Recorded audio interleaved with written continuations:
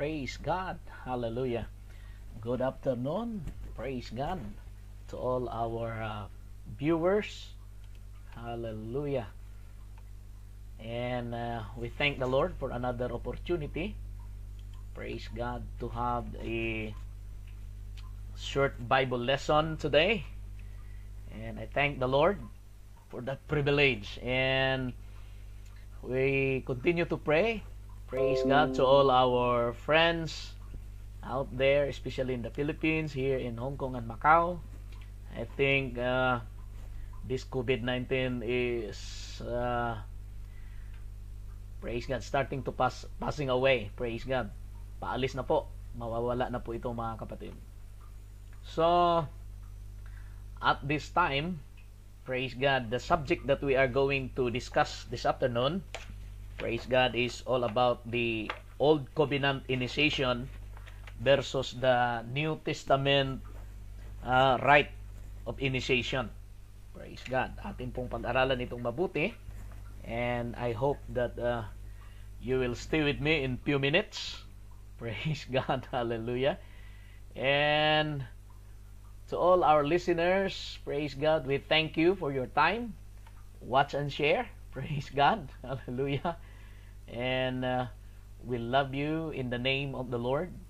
And thank you so much of the time that you're going to spend, praise God, just to learn something. Hallelujah. From the word of the Lord. And praise God. Love you in the name of the Lord Jesus. And thank you so much of the time that you're going to spend, praise God, just to learn something. Hallelujah. From the word of the Lord. So, and without any the name of the Lord, further delay, praise God, we are going to discuss immediately.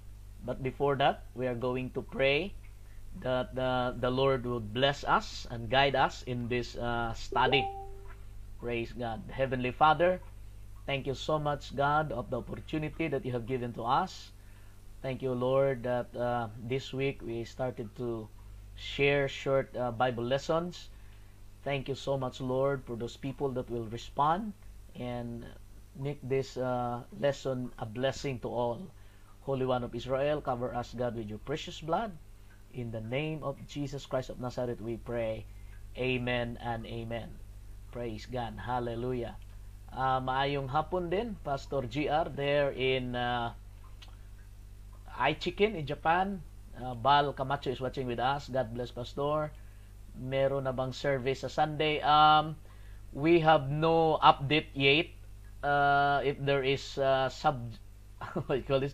If there is what you call this, a service this coming Sunday, but as far as the government announcement, May 7, they are going to lift up the rules, praise God, concerning poor people above. So hopefully we have a service this coming Sunday. That's our prayer. Let's pray that we have a gathering this coming Sunday. Brother Chris is also watching with us from Causeway Bay. Sister Yuli in Discovery Bay. Marilyn Obamin. God bless Sister Marilyn. Kim Pasigna Martinez, Lumokso. Banji Pajardo. Crisel Cirilia, thank you for watching.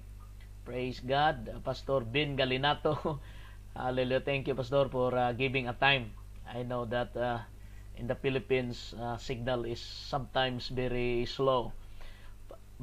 Sister Bit Perdido, Roslyn Pesquisa, Julina Camba, thank you for watching. Sister Sonia Iruda, yes, good afternoon, Sister. Sister Grace Molina Apat. And Jane, I don't know how to pronounce this, watching from Kowloon. God bless po. Yes, Sister Aluna is watching with us. Praise God. Yes, good afternoon, Sister Priscilla. God bless, Sister Julina. Praise God. Si Fanny, hello po. Yes, hello, Sister. Good afternoon. Praise God. Julina Nabuscamba is watching from General Santos City. So, praise God. We reach a lot of places around the world. Praise God. And I hope that you are going to share this. Praise God. I have a testimony, a good news. Praise God. I think some of you have read my post in FB. Our former what you call this, previous, should I say, previous short lessons about why we don't worship idols or graven images, why we don't bow down. Praise God. Do you know that there are two souls? Praise God. Because of that lesson, they decided to get baptized in the name of Jesus. So after the lockdown, praise God, they are in Pangasinan, Iloilo area. Praise God. Hallelujah. I hope that after this lockdown thing in the Philippines, they already decided to get baptized in Jesus' name. Praise the Lord. It's because of that short lesson about why we don't worship or bow down graven images. Thank you, Ma'am Jima. Praise God. Celso Diolan is watching. Sister Ria Gamilo is watching. Susan Raila is watching. Praise God. In Manila area, there are two also souls that we are Pastor Cesar will baptize after this lockdown thing. Praise God. Hallelujah. And one in Bohol. Praise God. These are the results, praise God, of our online Bible studies. And to all pastors out there who have online preaching and live streaming, praise God, most of your lessons help a lot because I pass it. What I did is have a watch party, praise God, and they are now like somewhat they subscribe or they follow all your programs. Pastor Cesar Pistaño, thank you for the Bible lessons in Lagao. Praise God. Actually, there are some Pastor Daber, praise God, in Iloilo. Pastor Perez is also watching, doing the live streaming, and we share it. Praise God, hallelujah, and it really helps. Praise God. It's not just my lessons, but overall, it's all the lessons that we share online, and people are watching, and the power of the Lord convicts their heart. The power of His Word convicts their heart. Hallelujah, and we thank the Lord for that. Praise God. So, hopefully, praise God, there are some souls willing to be baptized here in Hong Kong, but unfortunately, they were not able to come out. Hallelujah. The men's department, they have also their Bible studies in Kennedy Town, in the boarding house of Brother Judy Macaraeg. They have lots of visitors also, and hopefully this lockdown thing or this we can go back to our normal services. Praise God, and they will be baptized in the name of the Lord. Praise God. Hallelujah. Sister Kim, yes, glory to God. Hallelujah. These are the results. So, even though we cannot knock their doors in the Philippines or with other places, but through online, hallelujah, the Lord is touching their hearts. Hallelujah. And Nikki Masumpad, yes, God bless. Thank you. Hallelujah. God bless also your ministry. Ben Timel is joining with us. Norma Aquino. Praise God. Lolita Almasan. Maribel Sanchez. Praise God. And Joey Camado Abad. Maribel Inocencio is joining. Praise God. Hallelujah. So, let's move forward. Praise God, to our lesson proper. The Old Covenant initiation versus the New Testament rite of initiation. We need to understand this. Praise God. What's the difference between these two? And hopefully, with your prayers also, you can share it to your friends, your relatives who are not yet baptized in the name of Jesus. Praise God. And this is a great privilege to them that they will be baptized in the name of the Lord. Praise God. Pastor Larry, how are you? Praise God. Hallelujah. Sister Ninette Pistaño is joining. Ma'am Ninette, 70% off na po ang tongchong. Hallelujah. Praise God. So, let's begin. Praise God. Our Bible is divided into two covenants made with man. Okay? I repeat, our Bible is divided into God's two covenants. Praise God, made with man, the Old Testament covenant and the New Testament, praise God, covenant. So, the word covenant, it could be translated as testament also. It means agreement or a contract. Okay? Praise God. So, a very specific method was given for Abraham to enter into this covenant relationship with God. Only through this ceremony could men in the Old Testament's times, praise God, could enter into his covenant relationship with God. Praise God. So, only through this certain ceremony could men become party to this agreement. We call this rite of initiation the outward act of circumcision, or the removal of the foreskins of a male reproductive organ. That is the where this circumcision, praise God, began in the Old Testament. Now, to participate in the covenant, every male had to be circumcised. There was no avoiding it, mga kapatid. Should a man decided not to have his sons circumcised, they could not be a part of the covenant community. So circumcision was a something like a visible mark and sign that a man had been separated unto God. So during their time, if you are a male, praise God, if you have sons in your family, and then you undergo to this circumcision thing, praise God, it is a sign that you are separated unto God. What do you mean by that? You are special, praise God. You dedicate yourself unto God. You separate from the world to be dedicated to God. Okay? Since every Jewish male was compelled to obey this command, gradually the Old Covenant became known as the Covenant of Circumcision. Ang lumang tipan, tinatawag siyang the Covenant of Circumcisions. Stephen referred to it in this way. Praise God. Hallelujah. You can look it on the screen in Acts chapter 7 verse 8. Praise God. It says, and he gave him the covenant of circumcision. Okay? And so Abraham begat Isaac and circumcised him the 8th day, and Isaac begat Jacob, and Jacob begat the 12 patriarchs.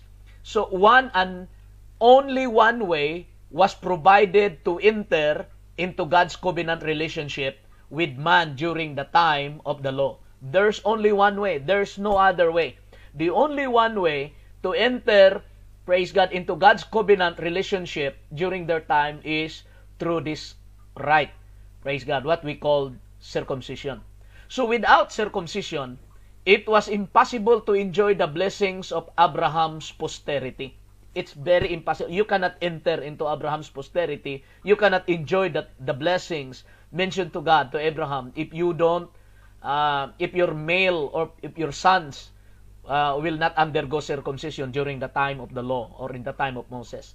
So having said for that, having become part of the covenant community, offering the blood of animal sacrifices was the only way for sins to be remitted. I repeat it again. The only way to enter into a covenant community is through circumcision. And the only way also for their sins to be remitted, that their sins may be covered or be forgiven, is through the offering of blood, praise God, of animal sacrifices. So for centuries, praise God, just imagine with that, for centuries, all the nation of Israel required. So rivers of blood had flowed from thousands of animals because the God of the Jew required blood. But one day, this old covenant was abolished and a new and superior one emerged. Praise God. That is what the Bible tells in the book of Hebrews, chapter 13, chapter 8, verse 13. I will read it in an amplified version. It says, praise God, when God speaks of a new covenant, He makes the first one obsolete. And whatever is becoming obsolete, meaning out of use, annulled, and growing old, is ready to disappear. Praise God. That is the description, praise God, mentioned in Hebrews chapter 8. Praise God. Let's read it in King James Version. Okay? Hallelujah. I repeat it again. Praise God. When God speaks a new covenant, He makes the first one obsolete. So what was the first one? The Old Testament, the Old Covenant. Praise God. So when God speaks about a new covenant, when God introduced the New Testament, it means that the first one is already obsolete. And whatever is becoming obsolete, out of use, annulled, and growing old is ready to disappear. Let's read the original and the authorized version. It says here, in that He saith, a new covenant He hath made. The first, He hath made the first old. Now that which decay and wax old is ready to vanish away. Praise the Lord. Hallelujah. So, the old style, praise God, of entering into a new covenant is already obsolete. Because God made a new covenant which is superior. Praise God. So this is now the subject that we are going to discuss. I repeat it again before we are going to launch into the New Testament rite of initiation. Praise God. So I summarize it. Okay? In the Old Testament, in order for you to enter into a covenant community, you need to be circumcised. Okay? And in order for your sins to be remitted, you need to offer, praise God, the blood of animals. But when God introduced the new covenant, the New Testament, which is superior, now this is the thing that we are going to discuss. Praise God. Hallelujah. To enter the home of a friend, one must first find the door. Jesus describes himself as the door. Praise God. Hallelujah. In John chapter 9, John chapter 10 verse 9, Jesus said, I am the door. By me, if any man enter in, he shall be saved. Did you see that? And shall go in and out and find pasture. Praise God. In Jesus' statements, there is no clue. It's not obvious. There is no clue that denomination made by man or organization can save us. No. Jesus said, I am the door. By me, if any man, regardless of your color and education, okay, male or female, if any man enter in, he shall be saved. Jesus claims that he is the door. So in order to enter inside the house, you must first find the door. And Jesus said, to enter into this new covenant, to enter into the New Testament covenant, Jesus said, I am the door. And if any man enter in, he shall be saved, and shall go in and out and find pasture. Since Jesus Christ is the door into the church, we must enter by Him and enter into Him. Okay? So how can this be done? Paano ito gagawin? The only way is to carefully search for the right initiation or the rite of initiation into His new covenant. Okay? So this new covenant was inaugurated through the death, burial, and resurrection of Jesus Christ. He gave His body on the cross and shed His blood for the remissions of all, for the remission of sins. His blood was the ransom for all. In the New Testament, remember that the only way that their sins will be forgiven is through the blood animal sacrifice. Now, there is a new covenant that is superior than the old one, because the old one is already obsolete. Praise God, as what the book of Hebrews said, as I read a while ago. Praise God. So Jesus, praise God, inaugurated this new covenant through His death on the cross. He shed His blood. When in fact, in Luke chapter 22, hallelujah, this is what the Bible said in verse 19 and 20 during their, praise God, Last Supper. And He took bread and gave thanks and brake it, and gave unto them, saying, This is my body which is given for you. This do in remembrance of me. Likewise also the cup after supper, saying, This cup is the New Testament, the New Covenant, in my blood, which is shed for you. So when Jesus died on the cross, when He offered His life and blood at the cross of Calvary, that was the initiation. That was the inauguration, praise God, of this new covenant. This new covenant, praise God, the cup of this new covenant is being, praise God, initiated through His blood, which is shed for us. And another verse in the Bible, in Hebrews chapter 9, verse 15, and for this cause, He is the mediator of the New Testament. Okay? That by means of death, okay, He is the negotiator. He is the go-between. He is the mediator, patiwala sa Bisaya, mga kapatid, tagapagitna. And for this cause, He is the mediator of the New Testament, that by means of death, there's no other means, by means of death, for the redemption of the transgressions that were under the first testament. Look at, they which are called might receive the promise of eternal inheritance. Why the Old Testament? Why the Old Covenant is not enough? Praise God. Because it's only the blood of animals. Yearly, they must do it. But the blood of Jesus is just once and for all. Praise God. I repeat it again. And for this cause, He is the mediator of the New Testament, that by means of death, when He died on the cross, for the redemption of the transgressions that were under the first testament.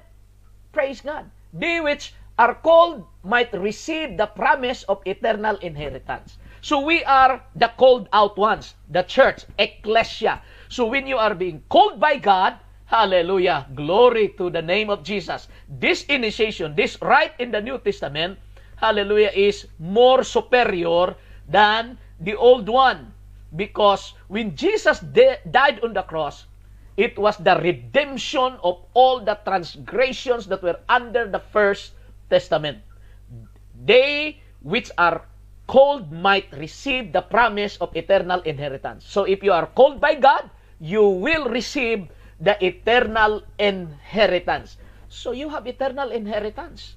Praise God. Hallelujah. Because you receive the plan of salvation. But we will discuss this clearly. What are the rite of the New Testament, the initiation of the New Testament. Praise God. Jesus introduced the New Covenant and also became its mediator. Now, one who brings about friendly relations between two or more estranged people.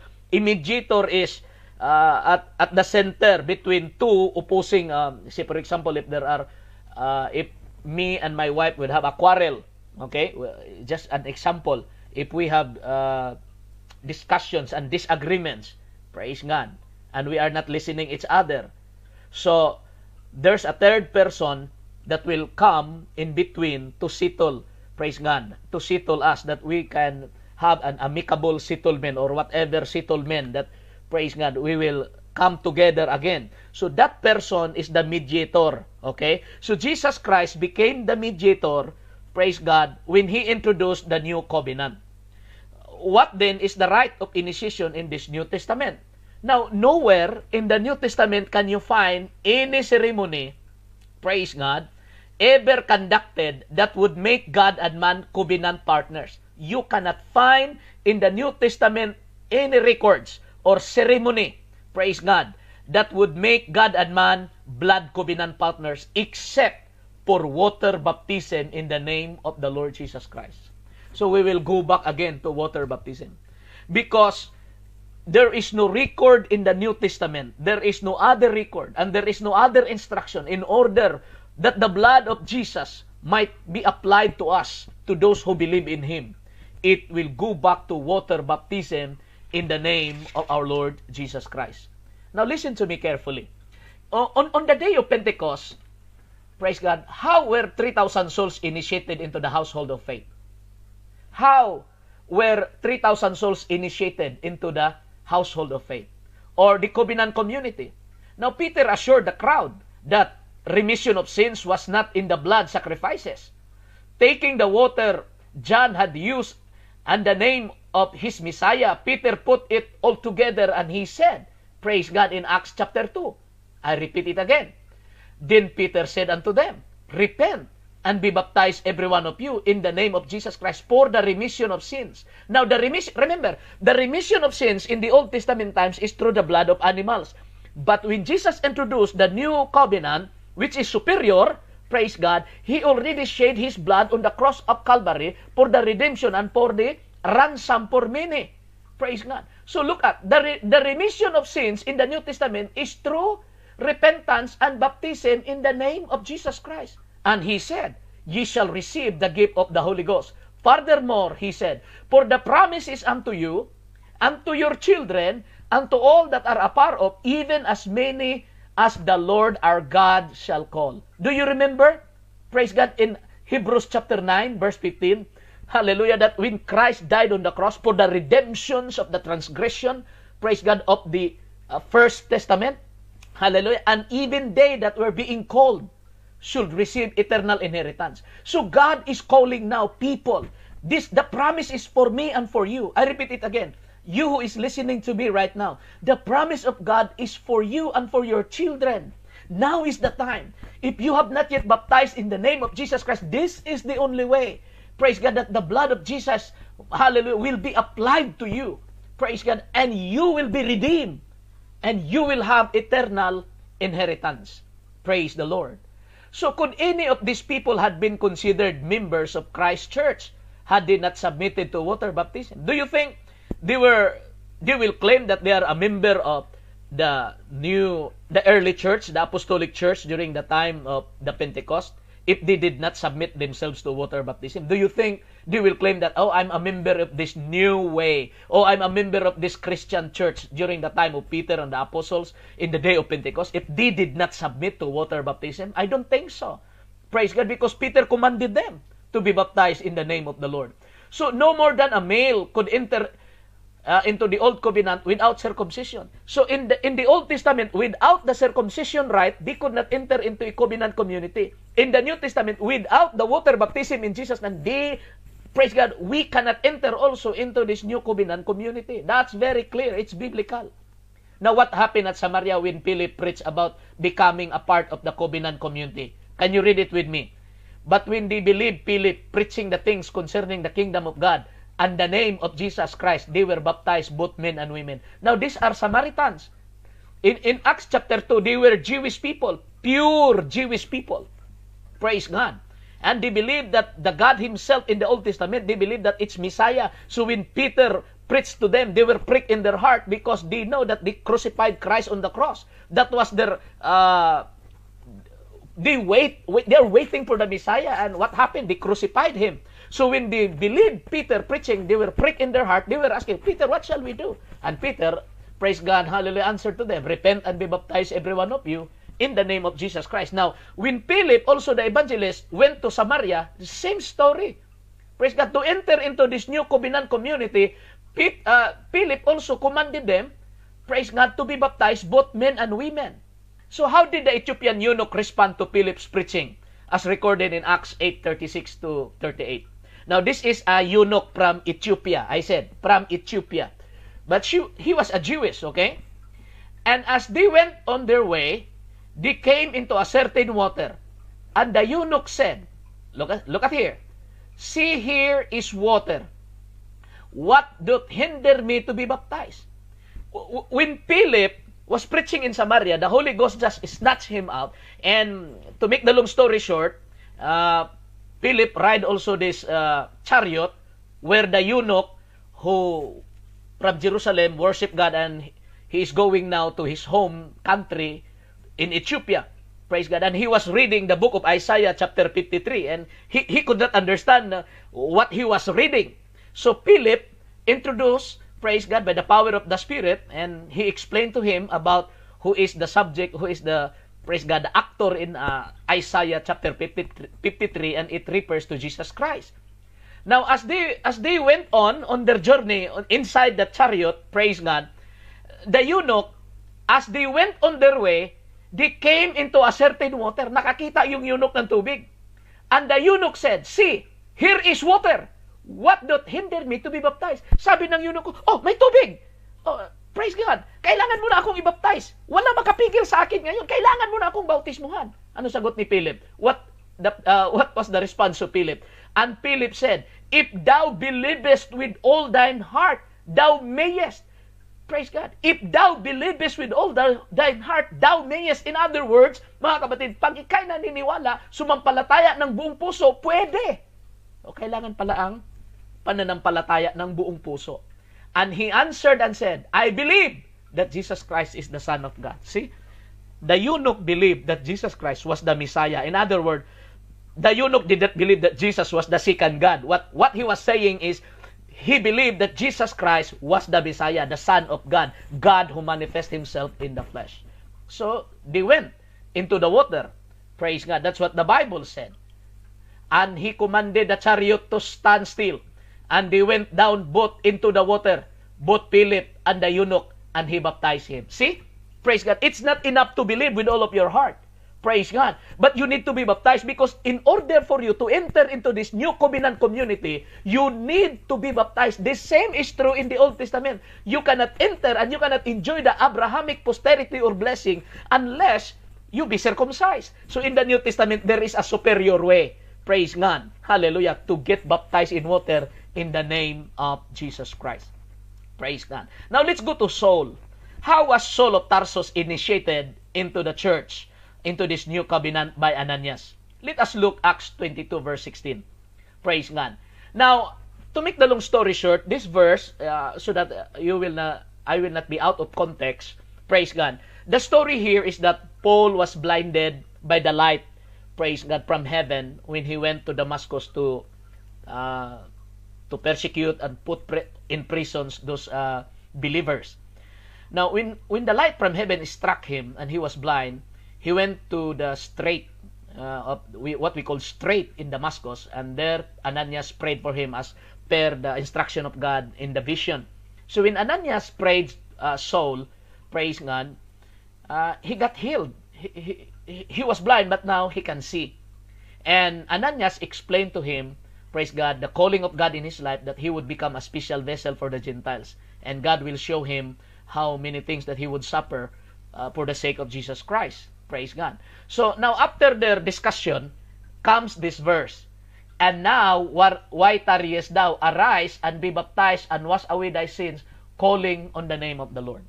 Hallelujah. At ngayon, ano pa ang inaantay mo?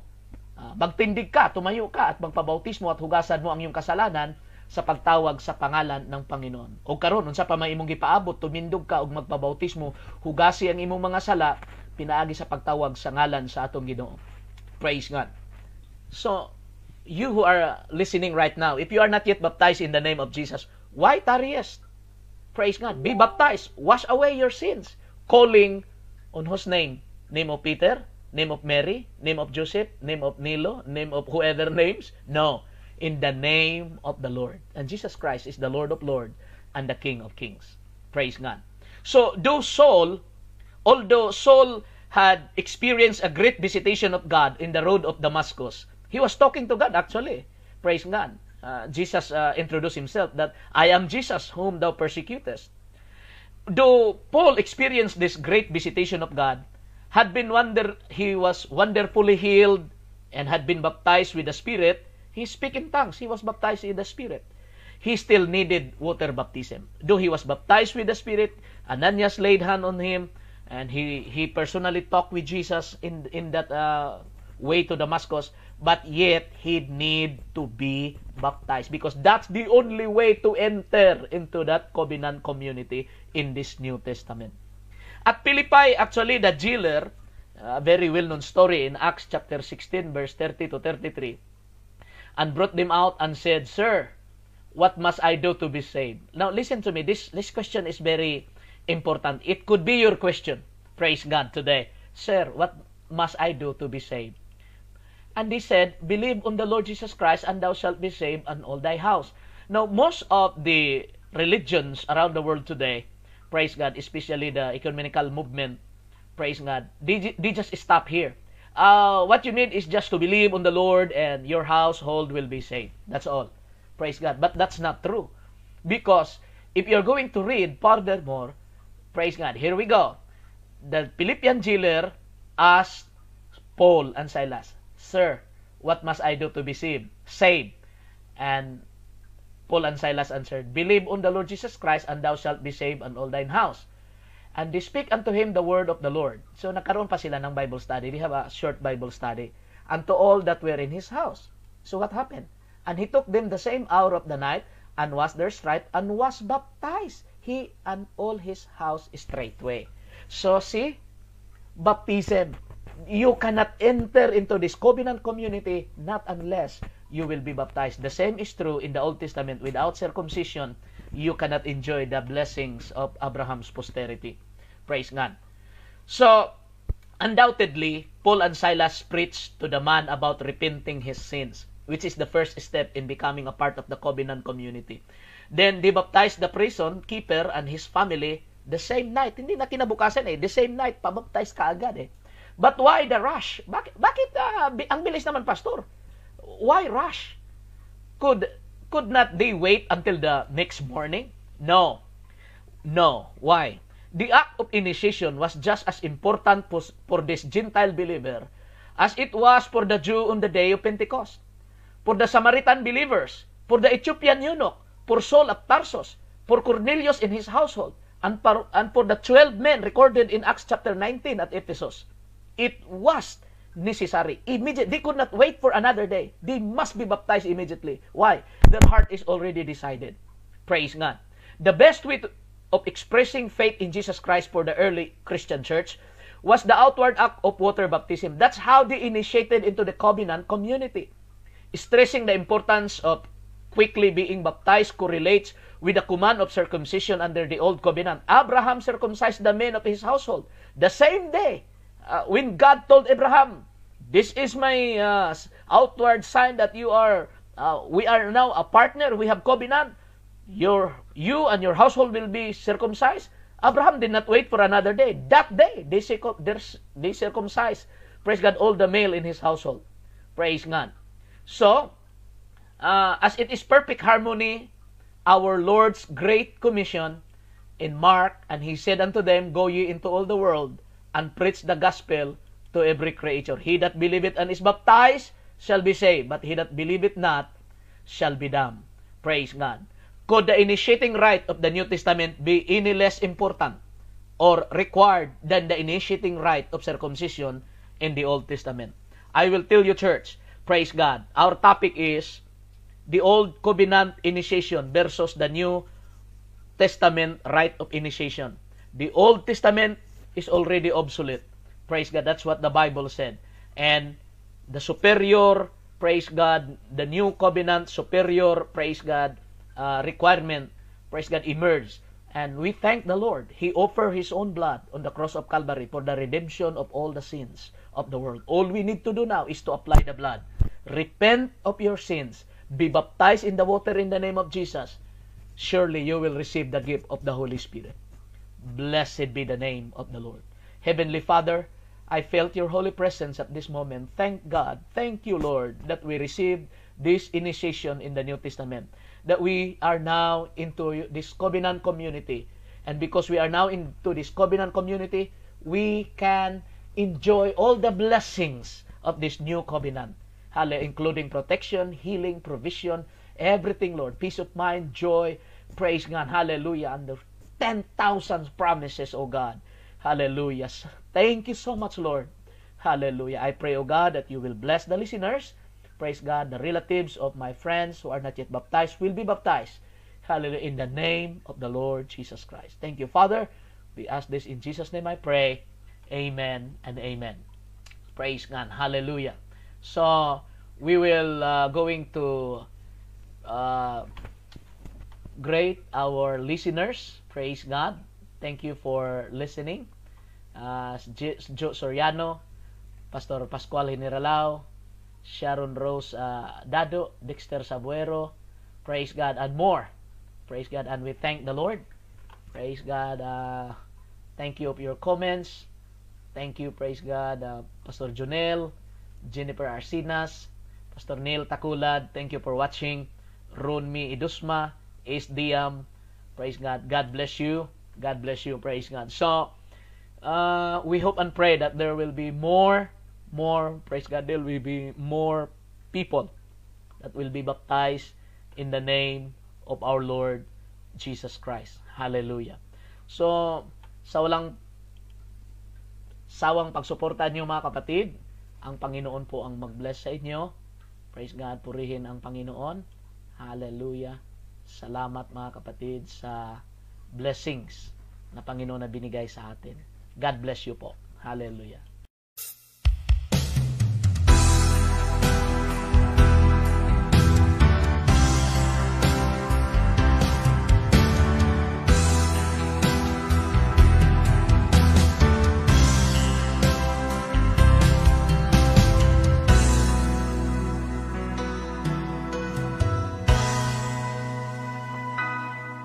Ipaalam sa Panginoon ang kahilingan mo at siya'y tutugon sa'yo. Kanyang nakikita ang iyong mga pagluha at siya'y tutulong sa'yo. Kasama mo lagi ang Panginoon. Immanuel, Diyos ay sumasa atin sa hirap. Siya ay kapiling natin. Immanuel, gabay ka sa lahat ng panahon. Ikaw ay purihin, ikaw ang Diyos namin. Immanuel, Immanuel.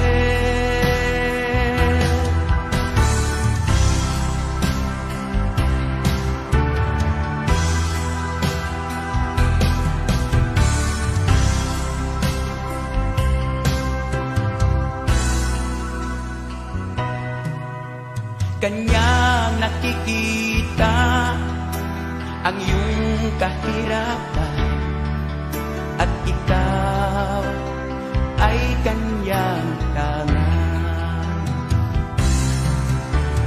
At kung ito ay di mo na kaya, ikaw ay kakalulungan. Kasama mo lagi ang Panginoon. Immanuel, Diyos ay sumasa atin sa hirap. Siya ay kapiling natin. Immanuel, gabay ka sa lahat ng panahon.